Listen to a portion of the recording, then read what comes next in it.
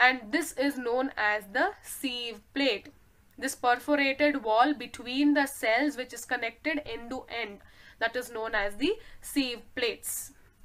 And also in this particular sieve tube, initially the nucleus will be present, but later on when this particular sieve tube matures, the nucleus will be degenerated, but it will have its cytoplasm in it. Only the nucleus will be degenerated. And also you can see some cytoplasmic connections because of these perforations which is present.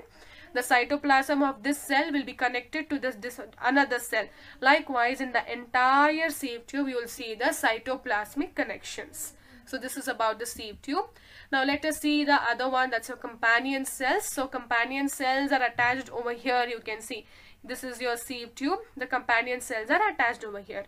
Students, when you have a closer look of this, you can see that it has the nucleus. Here, this dark spot is the nucleus. And also this particular companion cell is attached to this particular sieve tube through the plasmodesmata. Plasmodesmata is nothing but the cytoplasmic connection. It will have some holes over here. So between the holes, the gap between the cell wall of this companion cell and the sieve tube will lead to the connection of the cytoplasm. And this cell is very much dense and very active.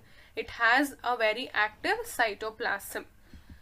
Moving on to the next is the phloem parenchyma. So here is a phloem parenchyma, students. You can see attached to the companion cells are the phloem parenchyma. Phloem parenchyma, usually it is for the storage of food and also lateral conduction of the food.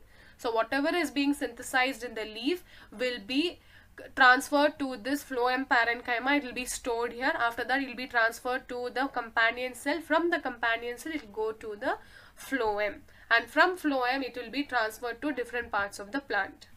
Coming to the last one under phloem is your phloem fibers or the bast fibers.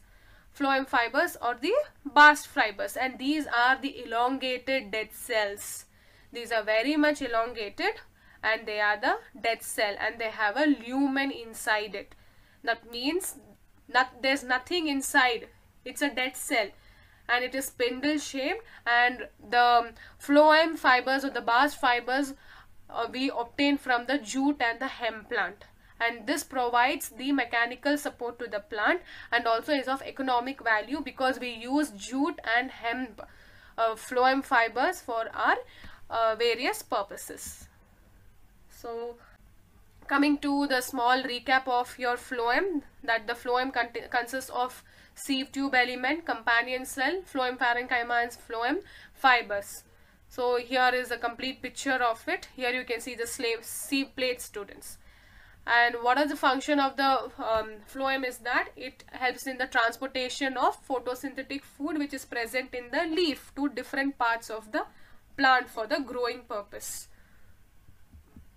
Now moving on to the next is the small part which is known as the epidermis. Students, the entire part of the plant is covered by a layer called as epidermis. The leaf, the fruit, the stem, everything is covered by the outermost layer which is known as the epidermis. So here is the leaf, and when you take a closer look of the leaf, this is how the structure looks like. Now when you draw it on the book, this is how you can draw it, where it has the upper and the lower epidermis. So this is the epidermis layer. This epidermis layer does not have chloroplast in its, students, and the only purpose is to provide protection to the plant parts. It provides protection. And above the epidermis you can see another layer here, students, and that layer is known as the cuticle. Cuticle is a waxy white color layer, waxy and transparent layer which will also provide the leaf from stopping the transpiration or reducing the transpiration, which will not let the water to be lost in excess. So this is a kind of a picture where you might have observed, right, on the leaf if you drop water. That means because of that waxy layer on the leaf surface, water will not go inside the leaf. And also the water will not come outside the leaf. Only how much of water is required, only that much will be transpired. And also, students, you can see that in the deserted plants, the leaves are very thick. Here is the cactus plant, and this cactus, the leaves are reduced, but the leaves will have very thick cuticle in them, so that the transpiration is reduced. And the last part is the cork. Student, cork is the outermost layer of a huge tree. The bark of the tree, the brown color part in which you can see on the stem, that is known as the bark, and that bark contains cork. Cork is also a dead layer. So this is the cork. This is a stem and this is a cork here.